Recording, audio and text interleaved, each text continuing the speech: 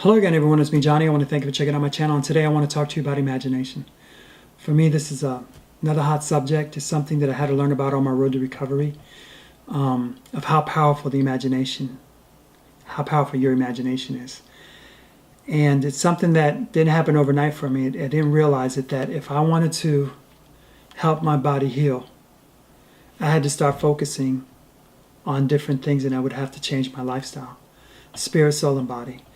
I don't think, for me, on my journey, the easiest part to do was to eat right, to juice, and to eat as much raw food as I can. As I was learning, as a progression, it just didn't happen overnight. And one of the things that I had to learn about was I had to make a commitment to change the way I think, what I focused on, what I meditated on, what I imagined. Because when you first get a cancer diagnosis, cancer, number one, is just a word. Okay, but that word in our society has been backed up by so many negative things. And what I had to learn is push all that aside and come out of it in a different way of thinking, a different way of looking at it, is that my body, once I started to learn about it, my body has a right to heal. My body can heal by itself. It's designed to heal by itself. But I was going to have to feed it not only nutrition for my physical body, prayer for my spiritual side, but for the mental side, the soul, everything else. I was going to have to change the way my perception was and what I let in my mind. That's why I chose, and to this day I don't watch a lot of TV. I don't spend time in front of the idiot box. For me, it's something different. I do watch like YouTube and all these other things, but it's more educational stuff. I got better things to do with my time, because time is a precious commodity. Time is something that, in other words, you're not guaranteed tomorrow. So you have to be the best you that you can be today and live to the fullest. And these are things that I've learned. And one of the things that drew me to this is I was talking to another cancer patient, and they were asking me, how do I deal with all the negative thoughts? How do I deal with all everything that's going on in my mind? And I said, you have to change the way you think. You have to practice it. You have to separate yourself and spend quality time by yourself on what you focus on. Don't look for somebody else to come and be your hero. Be your own hero. Learn to save your own butt. I told them just like that. It's not going to happen overnight. But little by little, it'll start happening if you start practicing, spending time by yourself, spending time to realize how precious you are, how much you care about self. How much you love self, not in a selfish way. Because when you truly love yourself, you start making better decisions in life. When you have vision and purpose, you start monitoring who you spend your time with and how much time you spend with them. If those people are going to feed you, into your vision, into your dream, into your purpose, cool. But if those relationships aren't, they got to go. And one of the things I learned about it is imagination. That I wasn't going to let my imagination run all over the place. I wasn't going to let my imagination or images pop into my mind about tumors or whatever need be. After I got my first PET scan, when they popped the x-rays up on the screen and you looked at it, and I looked at mine, I was just like, wow. I was like, oh my God, that's what's going on in my body. And I realized that I did it to myself. I had no one else to blame. Just did it to myself in retrospect. But one of the things I've learned about, and there's a scripture in the Bible, I know the good book, that's what I go by. But I'm going to read it to you. And this is where this thought for me came into practice. And it just hit me. I got a revelation on it, and I just ran with it. Didn't know if it was right. I didn't even care. But I said, this is going to be for me. And it goes, it's in Genesis 11:6, when they were building the Tower of Babel, and then God came down, and the party was over. Yeah. And the Lord said, behold, and the people is one, echad, and they have all one language. And they will begin to do, now nothing will be restrained from them, which they have imagined to do. That is so powerful. I got this. When I read this and it clicked in my head, it was just like, nothing will restrain them from what they have imagined to do. So they use it in a negative sense. Why can't I use it in a positive? Why can't I use it in a positive? To have an imagination. What did people think of JFK when he said we're going to go to the moon? Could you imagine the response that people said? Oh yeah, we're going to go to the moon. What do they think about? But he had an imagination. Thomas Edison had an imagination. Steve Jobs. How many still have iPhones today? Everything, your whole world is on your iPhone. You can run it. You can run a business from your iPhone. An imagination. Disney, powerful, awesome imagination. That's how powerful your mind is. You know, that's how powerful when we start to put proper images. So what I did was I printed out a healthy lymphatic system. And I kept it before me because there's another scripture that says, write down the vision, keep it before you, run with it. I'm just paraphrasing. But like vision boards is nothing new because we think in pictures. We just have it in here. When you have a vision board, you bring it out in front of you. And so I would keep this on my phone. I would keep one on my wall at work. I would keep it on my bedroom when I first wake up. It's up there. When I look on my wall, there's an Olympic flag reminding me that I have to train like an athlete. I have to approach this thing like an athlete because when you get a cancer diagnosis, this is your Olympics. This is it. You're going to step up to the plate. You got to come in first. And it may not happen in 6 months, may not happen in a year, it may happen 2 or 3 years, maybe even longer. Depending how much junk you got going on inside here and inside here, which will affect the immune system down here. So these are things that I've learned is how powerful our imagination is. What a powerful tool it is to imagine things, because your imagination can take you anywhere. And I think Einstein there's a quote that he says, imagination is a prelude of things to come. For me, that's powerful.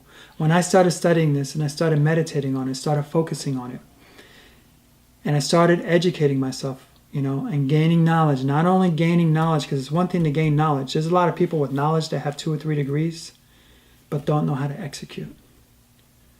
When you execute on the knowledge you retain or you gained, you're going to win. Something's going to happen. Your imagination is so powerful that Madison Avenue knows about it. If I was to tell you about Tide detergent, all of a sudden, it's either a white bottle or orange bottle, I think, pops into your head. Downy, right? They got a blue or white bottle that pops into your head. If I said, for those who remember Kodak, that logo pops into your head. If I was to say McDonald's, the golden arches pop into your head. Burger King, they got that king running around, and the logo of Burger King. What else? You name it. Levi's. That logo pops into your head. Toyota. It's imagery. Because Madison Avenue knows how powerful the mind is. Because we think in pictures. We see things that way. And we put them all together. So when I started doing this, I wouldn't even look at my scans. I didn't have to. What I would look at is this. I would keep this before me. I didn't care what my scan says. I would read the report, and once I seen they were shrinking, and I have my own x-rays, I still don't look at them. I really don't care. I don't want that in my mind. I don't want it planted in my mind, because one thing I had to learn about my journey was that I was playing 2 different songs in my head. My conscious mind was saying something, and my subconscious mind was saying something else. And it was 2 different songs, 2 different rhythms going on, and they were offbeat. I wasn't sinking in, and it affected everything else about me. You have to consider that the way your body works is like a symphony in the universe. The way the Creator created you. Your body's like an orchestra. It's supposed to be conducted like an orchestra. Everything is supposed to flow in sync. That's how powerful, that's how fearfully and wonderfully made you are. You're so special that you're one of a kind. There's no one ever in the history of the world that's just like you or can do things the way that you do them. That's how powerful you are. Imagine that. Imagine it. When you start to sip into the juice, and I always tell myself that when I would drink my juices, and I still say it to this day, and people laugh at me that are with me when I go out to a restaurant or something like that, and I have green juice, a green smoothie, whatever it is, and I will call it liquid sunshine because for me, it's electric food because it's live food. Okay, I'm a living being. My cells are alive. It's going to need, I get excited, live energy to make it kick down. So when I start drinking the juice, I always tell people, my friends and everything, I take a sip and they see all green kale and all this other stuff. And I say, right now, my cells are celebrating. Because I don't think about feeding my gut. Okay? I only have one stomach, all right? But I got trillions of cells that need nourishment. That's the way I imagine things. That's what's going to make you win, all right? Is the way your perception is, the way you approach things, you know? And I know it, you know, there's a lot of fear in with it, but when you put things in front of you that line up, that can stop the chatter in your head, and that's turning off the idiot box, unless it's for educational reasons, especially when you're going through this. You know, I don't even know what's going on in the world as far as world news. Not really. I don't focus. That's not my focus. My focus is living my life to the fullest because I got a second chance. All right. And once I started to learn how powerful imagination is, it's a tool in my favor. That's a tool in my toolbox. And I talk about building a healing team, but you have to make decisions on yourself. And one is imagination. The other one is vision. Vision. And this ain't no hocus pocus, because even when in the Bible, in the good book, when God told Abraham, he gave him something to look at, the stars, the sand. Okay? There's different things in the good book where it talks about this. That's how powerful. So it gives you something to look at. I had something to look at. This is what a healthy lymphatic system looks like. You know, I don't care, it's female, male, I don't care. But this is what it looks like. I did not need to look at my x-rays on what tumors were all over through my body, or through my GI tract. I didn't need that. What I needed to calm my mind and calm the chatter was focusing on the positive, that I can do this and my body was designed to heal with my immune system, and giving every opportunity for my immune system to heal and to take time and to learn to love myself, to learn to be, start peeling off like different layers of hurt, of anger, of bitterness, of envy, of strife that I was doing and harboring it within my heart. Your heart is a garden. There's another video I have on my channel about that. That, man, these things will grow in you and they'll stay there.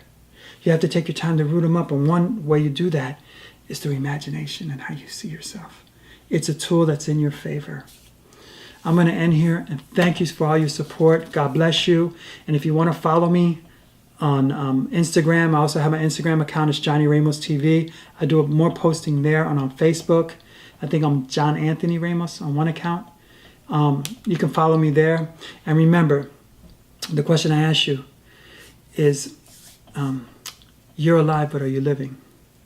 Are you truly living the life that you want to live? And here it is. Live alive. Live the true life that you want to be. Whatever it is you want to obtain, and go for it. If you get a second chance at life at me, I look at life in a whole different view of how I used to.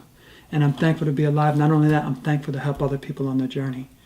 Continue to send me your emails. I'm knocking them out as they go along. And God bless. Love you guys. Take care.